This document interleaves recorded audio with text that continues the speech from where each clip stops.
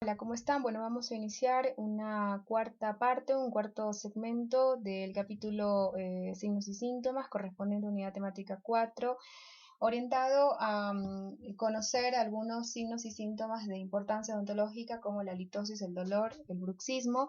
La litosis es el nombre científico del signo síntoma mal aliento. Y este es considerado un signo porque puede ser pues reconocido, o cuando es reconocido por el operador, por el clínico o por el profesional odontólogo, y es un síntoma cuando es percibido por el paciente.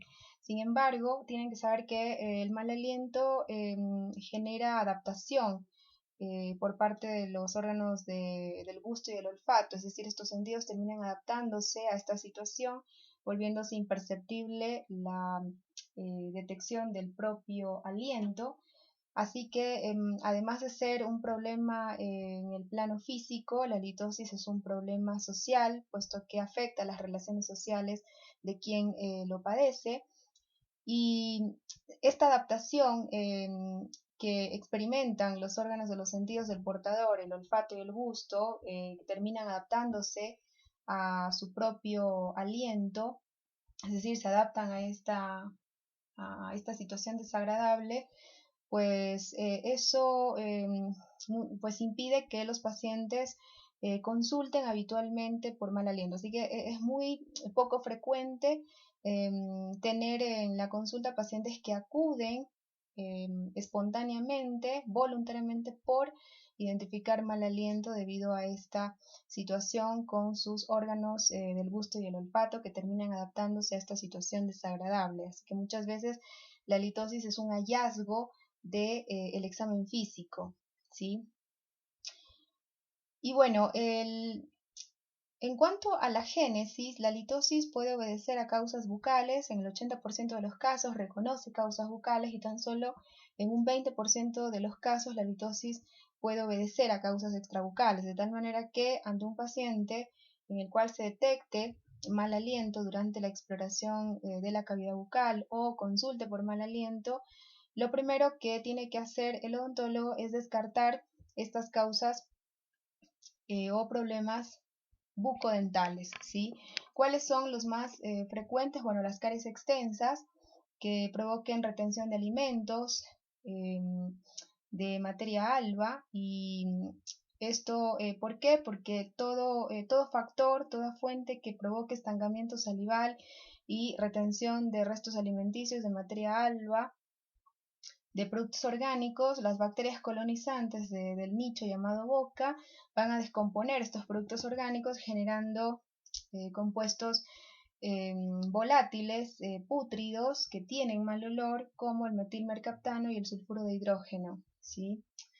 Entonces, todo factor de la boca que medie una retención de alimentos, de saliva, eh, tanto en la saliva como en los restos alimenticios, vamos a encontrar, vamos a tener presencia de compuestos orgánicos, ¿sí? Entonces, las bacterias que tienen capacidad de metabolizar, que son proteolíticas, que tienen capacidad de metabolizar esos compuestos orgánicos, van a generar como producto final de ese metabolismo productos que tienen azufre en su composición, como el sulfuro de hidrógeno, eh, que tienen amoníaco también en esa composición, y son productos pues volátiles que tienen mal olor, que generan mal olor, ¿sí? Así que esa es la patogénesis pues básica, tanto de las causas bucales y extrabucales, ¿sí? Pero ante un signo como este o síntoma como este, lo primero que tiene que buscar el odontólogo son las causas bucales, porque son las de mayor frecuencia de presentación. ¿Qué vamos a buscar? Todo factor en la boca que medie retención de restos alimenticios y de saliva, que por ejemplo las caries extensas, ¿no? Después la enfermedad periodontal, puesto que el paciente acumula placa bacteriana a nivel de las bolsas periodontales o en las gingivitis importantes, que hacen o que se manifiestan con pseudobolsas, es decir, la encía crece hacia arriba. Entonces se forman pseudobolsas que actúan como reservorios donde se almacena bacterias, saliva, líquido crevicular, que además aumenta en los procesos inflamatorios del periodonto, y todo eso tiene compuestos orgánicos y las bacterias colonizantes van a metabolizar esos compuestos orgánicos liberando estos productos a base de azufre y amoníaco que producen mal olor, ¿sí? Así que además en el paciente con enfermedad periodontal tenemos también células epiteliales descamadas llenas de bacterias con leucocitos polimorfonucleares neutrófilos fundamentalmente y eritrocitos producto del sangrado que se estancan, por ejemplo, en el dorso de la lengua, ¿sí? Y como son productos orgánicos, pues la metabolización bacteriana va a generar estos productos volátiles pútridos. Así que en el paciente con enfermedad periodontal, con gingivitis, pues importante, con presencia de pseudobolsas y con periodontitis, son los pacientes candidatos número 1 pues, a manifestar halitosis, ¿sí? Así que bueno, en este caso el tratamiento de este signo o síntoma será tratar la enfermedad periodontal, evidentemente. En el caso de las caries, el tratamiento estará en hacer la respectiva eliminación de la caries y la reconstrucción de esa pieza dentaria, ¿sí? Las restauraciones. El paciente con lengua escrotal también es un paciente en riesgo para manifestar halitosis. ¿Por qué? Porque la lengua escrotal es una lengua surcada, ¿sí? Está llena de depresiones lineales sin pérdida de sustancia, pero en estas depresiones que son como canales que tiene la lengua, se va a almacenar, son sitios de estancamiento, se va a almacenar bacterias, materia alba, se va a almacenar saliva, se va a estancar la saliva y eso va a mediar la generación de metabolitos mediante la metabolización bacteriana de productos orgánicos, ¿no? Que se estancan en esas depresiones del paciente con lengua escrotal. Así que habitualmente el paciente con lengua escrotal manifiesta halitosis. Así que en ese caso hay que indicar, hay que enseñar al paciente cómo tiene que limpiar su lengua, es fundamental. Y esa limpieza tiene que ser más minuciosa cuando el paciente tiene este tipo de lengua. Otro factor condicionante de halitosis son evidentemente la aportación de dispositivos prostéticos, prótesis de acrílico que se encuentren desadaptadas en mal estado, puesto que la desadaptación va a mediar la entrada de saliva, el estancamiento de saliva, que a las 3 horas de este estancamiento ya comienza a darse la manifestación del mal aliento. Bueno, esos serían los factores bucales principales a identificar como posibles causantes de halitosis. En caso de no ser reconocidos, ¿sí? Entonces tenemos que buscar causas extrabucales, ¿no? Como causas extrabucales de halitosis, bajo la misma patogénesis, ¿sí? El mal aliento en la boca siempre es el resultado de la generación, la presencia de productos volátiles, metabolitos volátiles que tienen azufre y amoníaco en su composición, ¿sí? Y que surgen del metabolismo bacteriano a partir de un sustrato que en este caso tiene que ser orgánico, ¿sí? Entonces, como causas extrabucales más frecuentes, las infecciones de los senos maxilares, la sinusitis, las rinitis o las rinosinusitis son una causa también de halitosis, las amigdalitis. De hecho, si no encontramos causas bucales, tenemos que evaluar las amígdalas en los pacientes con amigdalitis crónicas, ¿sí? Que constantemente padecen problema amigdalar, infecciones amigdalares, generalmente queda como cicatriz en ese tejido, en esa tonsila, criptas, cavidades, depresiones, donde se facilita el estancamiento de restos alimenticios y de saliva. Entonces el estancamiento salival va a promover el metabolismo bacteriano con el tiempo suficiente para que se generen, se acumulen estos metabolitos volátiles pútridos. Y después enfermedades sistémicas, una vez descartado factores pues, locales, anexos a ese sistema estomatognático, como son los senos maxilares, infecciones de la mucosa sinusal, infecciones amigdalares. En caso de descartar esos factores, pues buscar enfermedades sistémicas. ¿Cuáles son las enfermedades sistémicas que manifiestan halitosis? Son alientos muy particulares. La diabetes, la insuficiencia renal crónica por la retención de la generación abundante y la retención por la insuficiencia renal, ¿sí? Por el deficiente filtrado glomerular, se retienen metabolitos urémicos derivados de la urea, del ácido úrico, del indol, y además en estas enfermedades se altera el microbioma intestinal, ¿sí?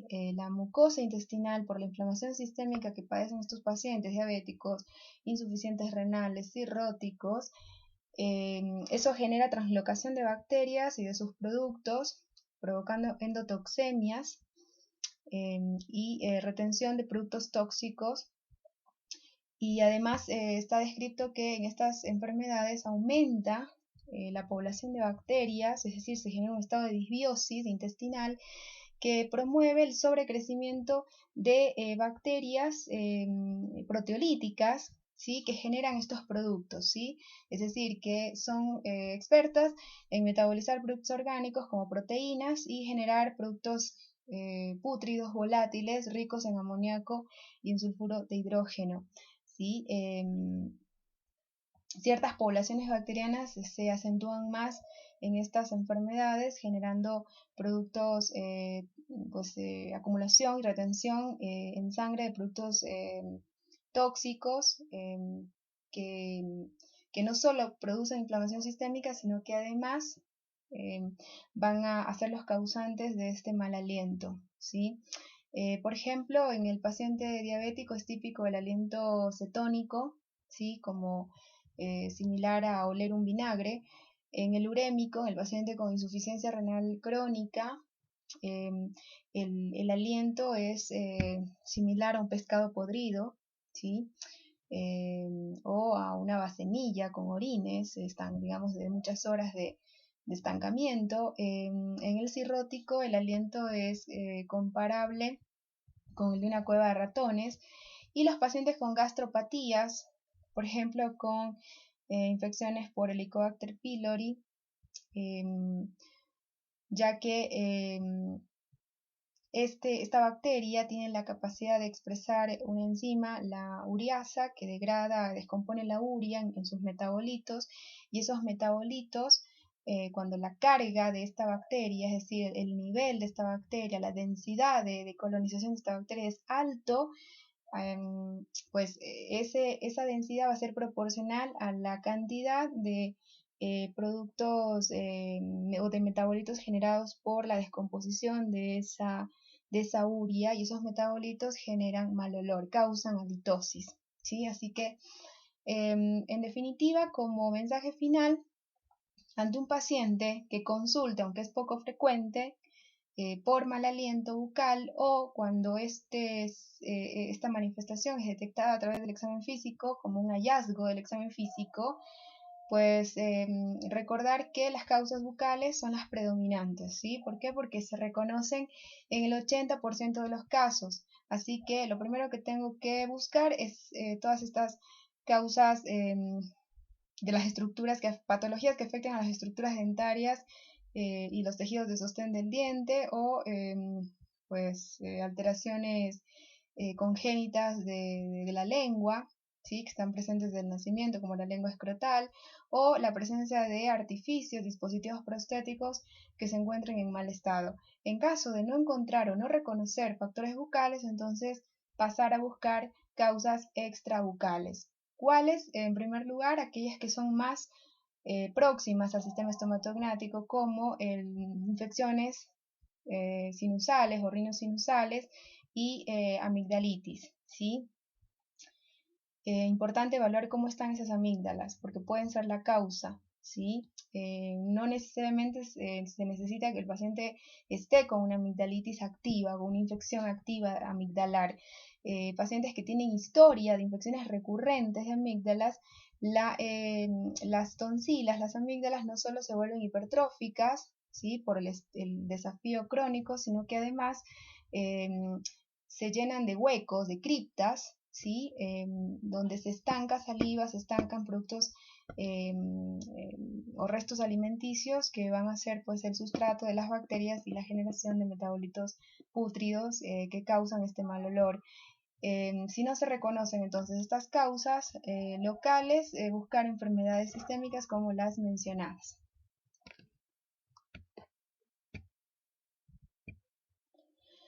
Bueno, ahora vamos a hablar del dolor. El dolor es un síntoma de gran importancia para el odontólogo y además es uno de los principales o de los más frecuentes motivos de consulta en la práctica odontológica, así que es importante conocer o manejar la definición de dolor por las distintas organizaciones internacionales, saber establecer el examen físico, conocer cómo debe hacerse el examen físico para buscar la causa del dolor, conocer, manejar la anamnesis, ¿sí? Cómo tiene que ser dirigido el interrogatorio para describir semiológicamente este síntoma, ¿sí? Es lo que se conoce como semiología del dolor, que son los aspectos que tengo que desglosar. ¿A través de qué? A través de los datos que me aporte el interrogatorio. Con el examen físico voy a buscar la causa de ese dolor, ¿sí? Porque el dolor es un síntoma y recuerden que los síntomas son manifestaciones subjetivas que no son reconocibles por el profesional clínico, ¿sí? Son percibidas por los pacientes.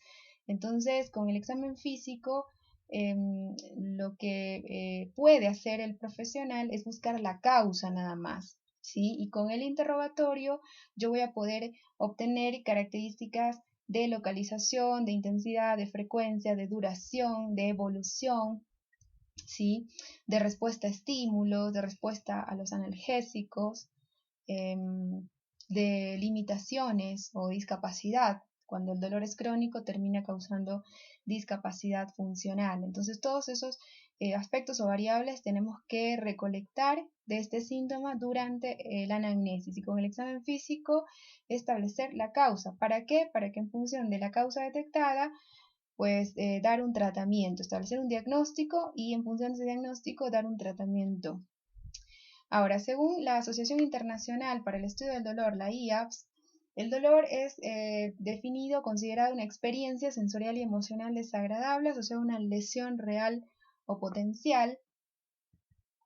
Según la Federación Latinoamericana para el Estudio del Dolor, definió este síntoma en el año 2006 como una experiencia sensorial y emocional desagradable, o sea, una lesión presente o potencial o descrita en términos de la misma, y si persiste sin remedio disponible para alterar su causa o manifestaciones, el dolor deberá ser considerado una enfermedad en sí mismo. O sea, el dolor cuando es persistente, es crónico, y aún pues identificando la causa que lo produce y aún habiendo eliminado la causa que lo produce, si este síntoma persiste aún después de haber eliminado la causa que lo generó, debe ser considerado una enfermedad por sí misma.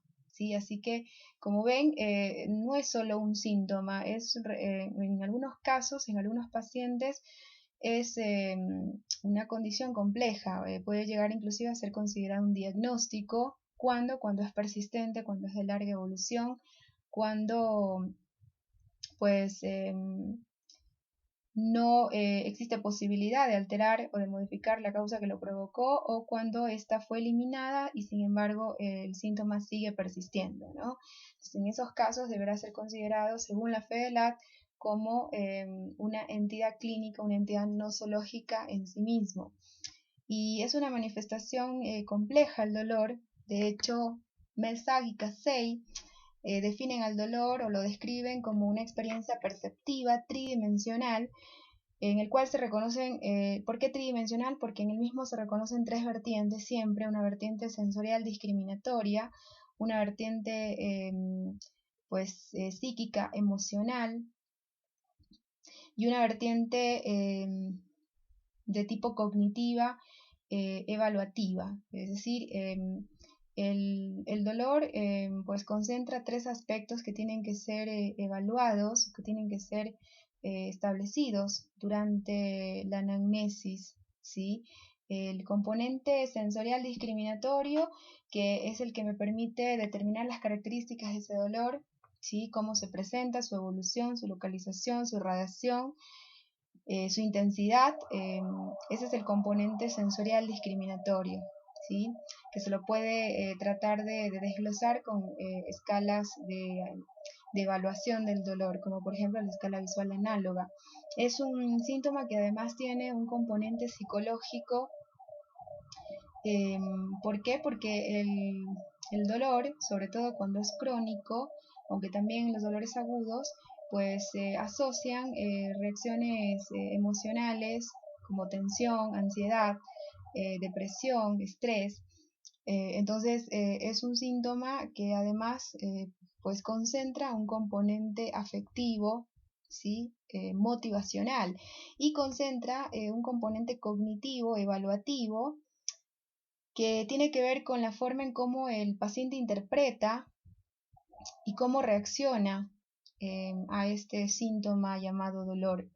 Se sabe que existen diferencias entre hombres y mujeres respecto a la forma de interpretar la experiencia dolorosa. Al parecer, las mujeres presentan una puntuación sensorial discriminativa mucho más alta respecto de los varones, ¿sí? Se han demostrado diferencias en cuanto al procesamiento y la transmisión de los estímulos nociceptivos, debido probablemente a fibras aferentes primarias femeninas que al parecer serían mucho más sensibles, ¿sí?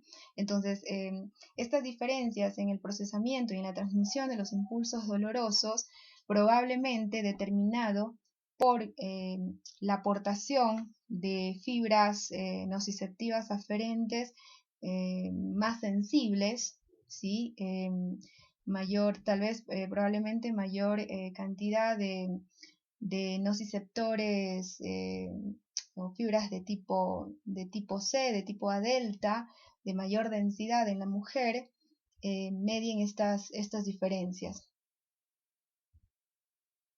De hecho, estudios clínicos, por ejemplo, han observado que las mujeres pueden presentar con más frecuencia dolores recurrentes, dolores de mayor intensidad, ¿sí? Es decir, más severos que los hombres, dolores más duraderos que los hombres, y pueden sufrir discapacidad con mayor frecuencia que los hombres. Así que para que vean que el género, el sexo, influye en la forma en cómo se interpreta la experiencia dolorosa, ¿sí?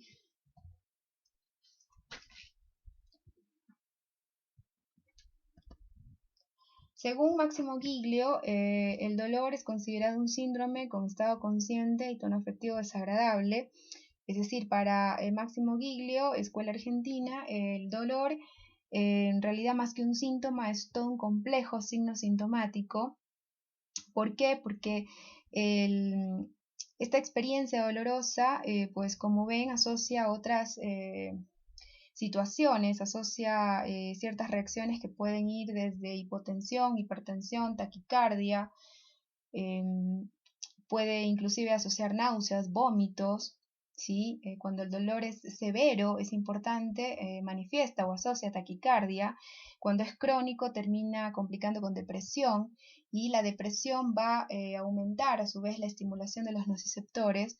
¿Por qué? Porque en el paciente depresivo se activan ejes endocrinos que terminan con la liberación de cortisol. El cortisol activa el sistema inmunitario, la activación del sistema inmunitario genera sustancias proinflamatorias que activan a las terminaciones nerviosas libres o nociceptores, generando mayor respuesta dolorosa. Entonces es un círculo vicioso, ¿no? Entonces en realidad es una manifestación compleja, ¿sí? De una lesión que puede ser real o que puede ser potencial. Y según Máximo Giglio, el dolor es un síntoma, sí, o sea, un complejo signo sintomático en realidad, que acompaña casi todas las enfermedades en algún momento de su evolución, y que a menudo constituye un síntoma inicial y único de una enfermedad. ¿Cuál es la semiología del dolor? ¿Cuáles son las características o los factores que tengo que poder identificar y poder desglosar en un paciente que consulta por dolor? Tengo que desglosar, obtener datos de localización, ¿sí? Saber si es un dolor localizado, si es irradiado, si es referido, el comienzo, cómo evolucionó desde el inicio hasta que el paciente, desde que inició hasta que el paciente acudió a la consulta, determinar sus características. Y en cuanto a las características, esto tiene que ver con la respuesta a estímulos, si se exacerba con el frío, con el calor, con el consumo de dulces. Ese dato es muy importante en el dolor odontogénico. Siempre hay que consultar a través del interrogatorio, determinar cómo responde el dolor a los estímulos térmicos, ¿sí? Al frío, al calor, a los dulces. El tiempo de duración de este dolor en el día, ¿no? Si es un dolor que dura menos de un minuto, más de un minuto, si el dolor persiste el tiempo de acción del estímulo o persiste más allá del tiempo de acción del estímulo, si es un dolor causado por estímulos o es un dolor espontáneo. Todos esos elementos tienen que ser reconocidos dentro de las características del dolor, así que toda esta información tiene que ser consignada en una manera ordenada, ¿sí? En la enfermedad actual y sus antecedentes. Entonces, el motivo de consulta puede ser dolor dental, que es uno de los motivos de consulta más comunes, más frecuentes en odontología, pero en el segmento enfermedad actual y sus antecedentes es ahí donde vamos a desglosar todas estas características, vamos a profundizar esta semiología del dolor, ¿sí? ¿A través de qué? A través del interrogatorio. Con el interrogatorio yo voy a poder conocer o saber si el dolor es localizado, es irradiado, es definido o es mal definido, es decir, sordo, el comienzo, cuánto tiempo el paciente lleva con este síntoma, si lleva menos de 6 meses, más de 6 meses. Voy a poder determinar la respuesta a estímulos, cómo responde este síntoma a estímulos térmicos, cómo responde a los analgésicos, si cede o no cede, si se modifica con la posición, por ejemplo, la evolución, como les dije, si lleva el paciente con este síntoma menos de 6 meses o más de 6 meses, si dura el tiempo que dura el estímulo o persiste más allá del tiempo de acción del estímulo. Y bueno, importante establecer las causas que desencadenen o aumenten la sensación dolorosa y los antecedentes que estén relacionados con este síntoma siempre ser consignados al inicio de la descripción, enfermedad actual y sus antecedentes.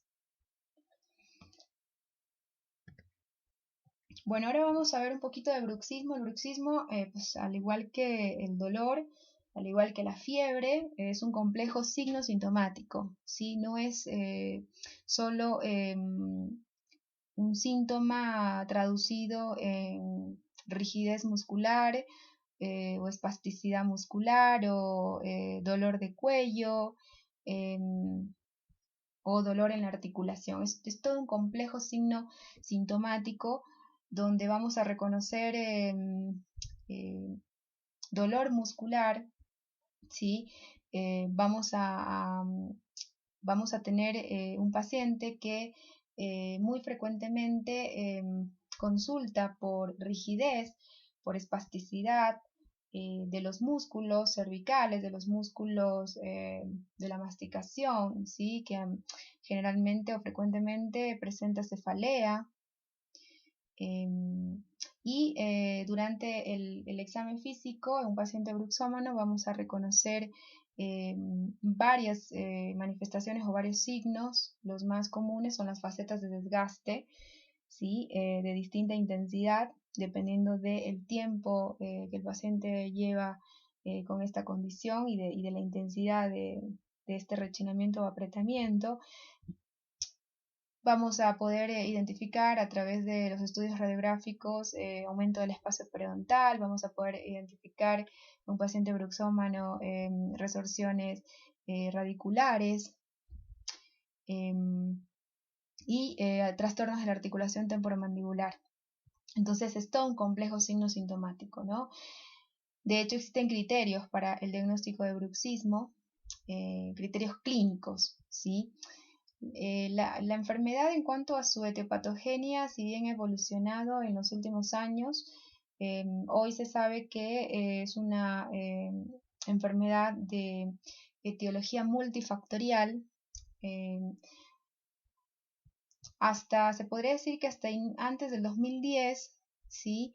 Se consideraba que el bruxismo era causado bajo la combinación de estrés y mala oclusión, es decir, que tenían que haber o existir esos dos elementos para que el paciente pueda manifestar bruxismo. Hoy se sabe que si bien la mala oclusión es un factor importante en la patogénesis de este trastorno, sin embargo, un paciente puede hacer bruxismo, ¿sí? Aún teniendo una oclusión compensada, ¿sí? ¿Por qué? Porque según la nueva definición, según los nuevos hallazgos que se han obtenido, el bruxismo sería considerado hoy un trastorno neurológico y por lo tanto es una entidad nosológica que requiere pues un tratamiento multidisciplinario con participación del neurólogo, con participación del odontólogo, muchas veces de fisiatras inclusive. Así que es un cuadro de abordaje complejo, ¿sí? El término bruxismo es un término griego que significa brixo, y este término brixo pues se traduce en rechinamiento de los dientes y mucho tiempo fue definido de una manera más básica como el acto de presionar o rechinar los dientes con propósitos no funcionales. Hoy es definido ya como un trastorno neurológico en el cual el desequilibrio de un grupo de neurotransmisores promueve deficiencias de dopamina o alteraciones, disfunciones del centro dopaminérgico. Así que bueno, el desequilibrio en definitiva de un conjunto de neurotransmisores serían los responsables de mediar la rigidez muscular, la hiperfunción de los músculos masticadores fundamentalmente, lo cual se traduce en estos movimientos mandibulares repetitivos que ejecuta el paciente inconscientemente durante el acto o involuntariamente durante el acto de sueño, ¿sí? Pero que puede también realizarlos de manera voluntaria o semivoluntaria durante el día, porque se reconocen dos formas de bruxismo, el bruxismo nocturno y el bruxismo diurno, ¿sí? Y el nocturno pues es considerado un acto totalmente involuntario. Bueno, y la patogenia pues del bruxismo sigue siendo la misma, hasta el día de hoy no ha cambiado.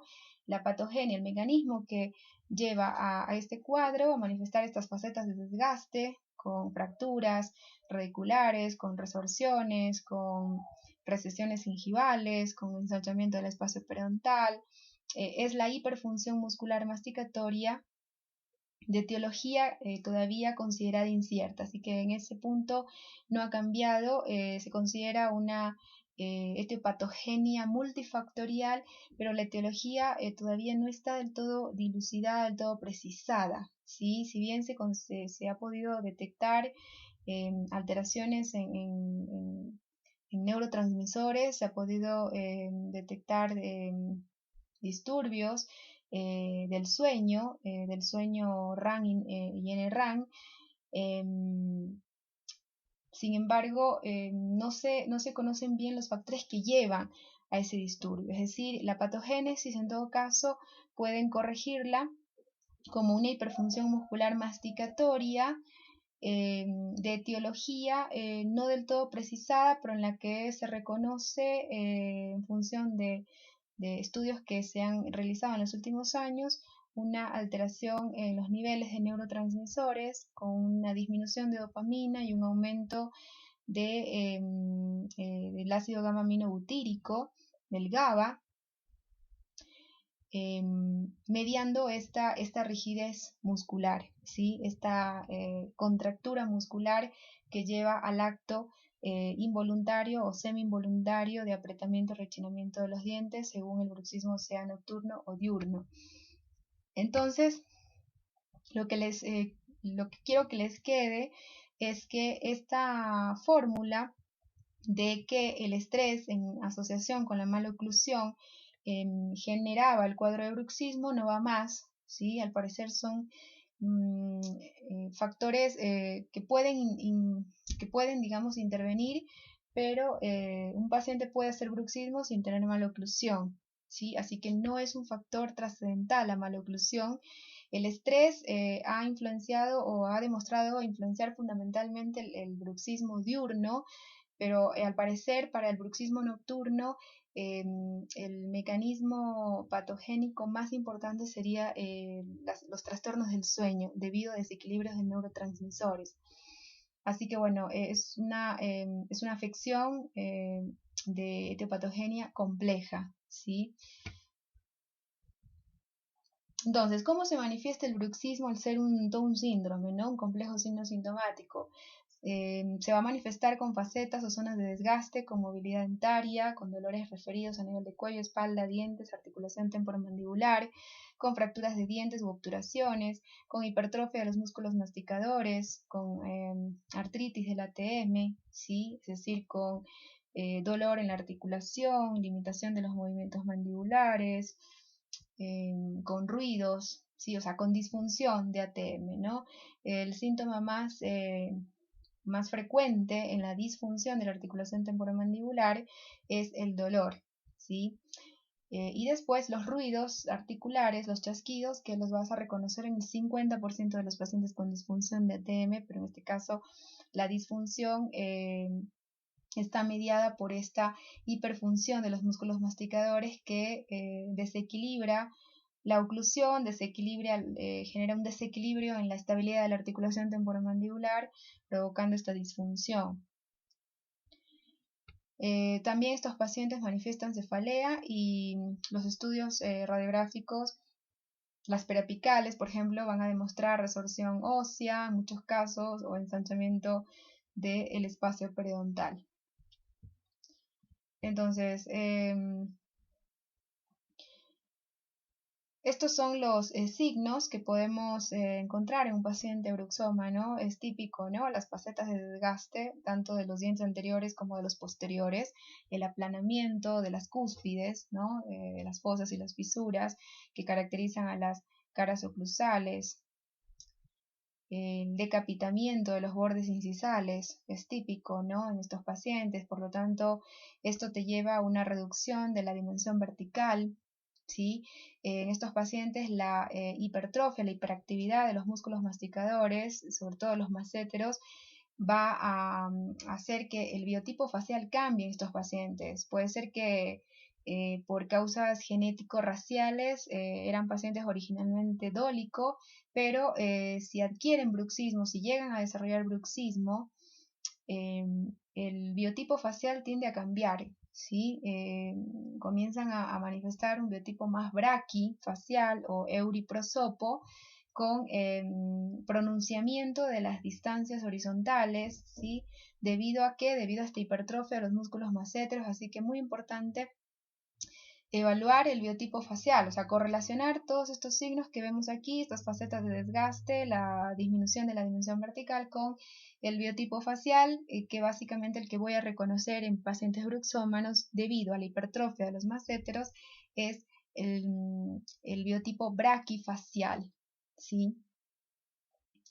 Y también podemos reconocer a nivel radiográfico, bueno, fracturas, aunque las fracturas ya saben que generalmente no son detectadas por la baja sensibilidad que tiene la radiografía, por la distorsión de la imagen es difícil detectar fracturas radiculares con radiografías, así que el estudio más sensible para su diagnóstico es la tomografía Combin, pero vas a ser capaz de determinar, por ejemplo, esto, ensanchamiento del espacio periodontal, como vemos en esta raíz. Y es muy probable encontrar lesiones preapicales también en estos pacientes. ¿Por qué? Porque el trauma oclusal que desarrollan por la hiperactividad muscular se inestabiliza totalmente la oclusión. Ese trauma oclusal puede mediar una pulpitis, ¿no? Eh, si el proceso avanza, esa pulpa pues se necrosa y genera por diseminación de la infección, pues una pulpa necrótica es un medio de cultivo para el sobrecrecimiento bacteriano y pues de ahí, de una necrosis pulpar a una lesión periapical, estamos a un paso, ¿no? Entonces son complicaciones de los pacientes bruxómanos, las periodontitis apicales, como vemos aquí, estos granulomas, ¿sí? La necrosis pulpar que va a llevar posteriormente a complicar con estas lesiones periapicales debido o como resultado del trauma oclusal.